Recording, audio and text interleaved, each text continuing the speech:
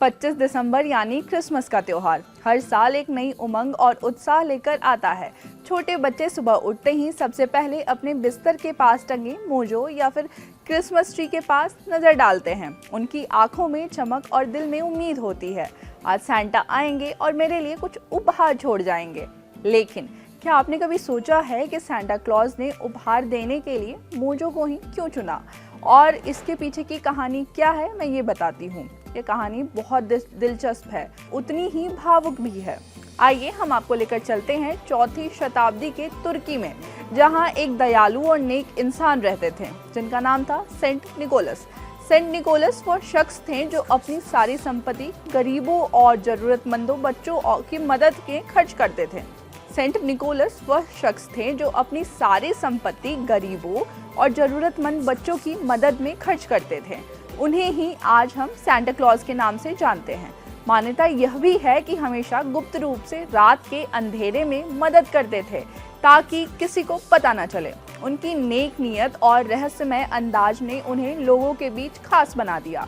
कहानी कुछ इस तरह है। एक गांव में एक बहुत ही गरीब पिता रहता था जिनकी 3 बेटियां थी। दुर्भाग्यवश उनके पास बेटियों की शादी के लिए दहेज देने का पैसा नहीं था।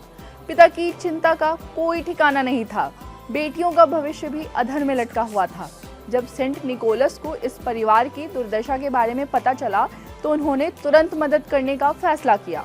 लेकिन उनका अंदाज ऐसा था कि किसी को उनकी पहचान का पता नहीं चला। एक रात निकोलस उस परिवार के घर पहुंचे।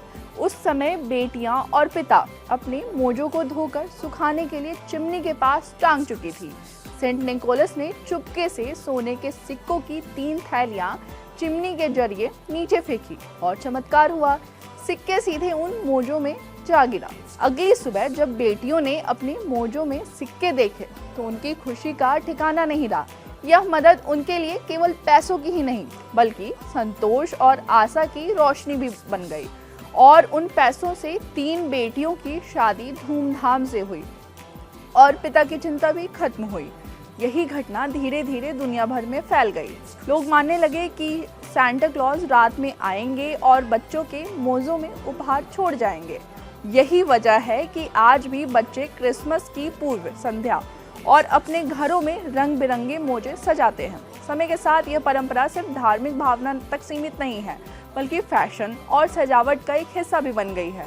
आज मार्केट में खास तौर पर क्रिसमस स्टॉकिंग्स मिलती है जिन्हें लोग क्रिसमस ट्री के पास या फिर अपने घर के किसी कोने में सजाते हैं। भले ही अब चिमनी का इस्तेमाल कम हो गया हो, लेकिन मोजे टांगने का क्रेज और बच्चों में आशा आज भी वैसे ही बरकरार है।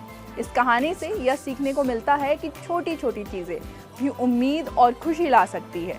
एक साधारण मोजा जो कि एक कपड़ा है, आज सांता के जादू का प्रतीक बन गया है। यह परंपरा बच्चों में उत्साह, धैर्य और विश्वास की भावना पैदा करती है। तो इस क्रिसमस जब आप भी मोजे टांगेंगे तो याद रखिएगा कि यह सिर्फ सजावट नहीं है, ये संत निकोलस की दयालुता और उम्मीद की कहानी है जो हर साल हमें यह याद दिलाती है कि सच्चा जादू इंसानियत और प्यार में ही है। बाकी आपको ये वीडियो कैसी लगी हमें कमेंट करके ज़रूर बताएं। देखते रहिए कड़क। शुक्रिया।